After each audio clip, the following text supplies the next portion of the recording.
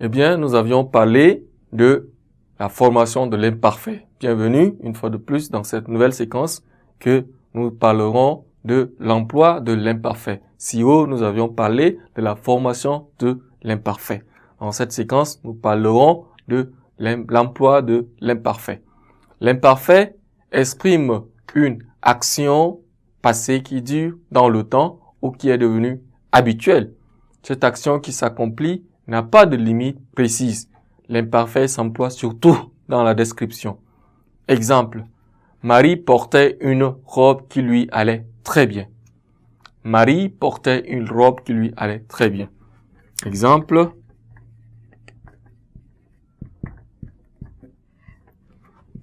Marie portait une robe qui lui allait très bien.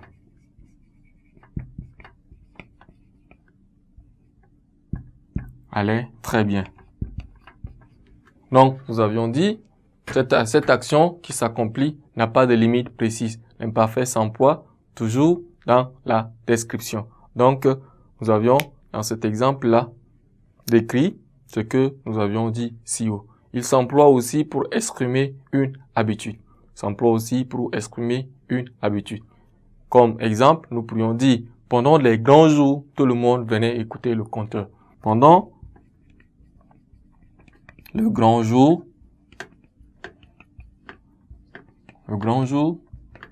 tout le monde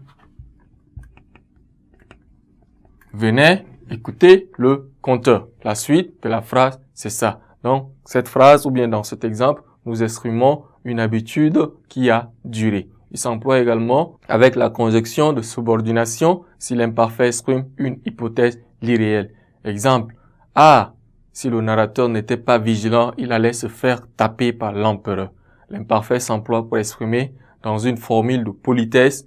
Exemple, excusez-moi de vous déranger, je voulais vous demander un renseignement. Ce sont là les formules de politesse que l'imparfait peut employer. Le passé composé exprime un fait accompli à un moment donné du passé. Exemple, hier je suis allé au champ. Exemple,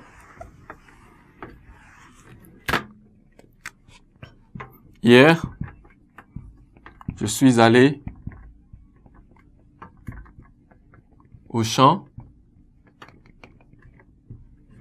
Hier, je suis allé au champ. Ça, c'est un exemple que nous pourrions donner avec mon père ou bien avec ma mère, avec ma sœur. Ça, c'est la suite de l'exemple que nous pourrions donner pour exprimer un fait accompli à un moment donné du passé. Il peut exprimer une succession d'actions, d'événements passés. Par exemple, hier, je suis allé au palais. J'ai ensuite écouté le conteur. Hier, je suis allé